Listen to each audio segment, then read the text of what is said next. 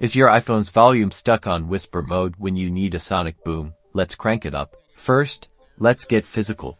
Dust and debris love to camp out in your iPhone's speaker grill.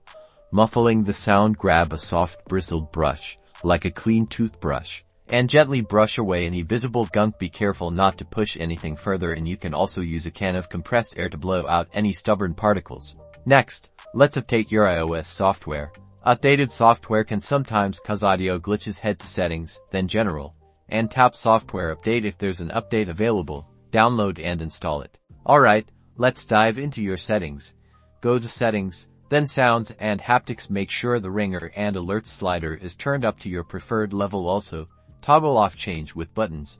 That way you don't accidentally lower the volume when trying to turn the ringer off. Now, tap back to the main settings page and scroll down to accessibility. Tap audio, visual. Make sure the headphone safety is turned off to allow maximum sound. Mono audio should be toggled off as well, unless you have a specific need for it. Finally, let's double check the volume in Control Center. Swipe down from the top right corner of your screen or up from the bottom on older iPhones to access the Control Center. Make sure the volume slider is turned all the way up. And there you have it.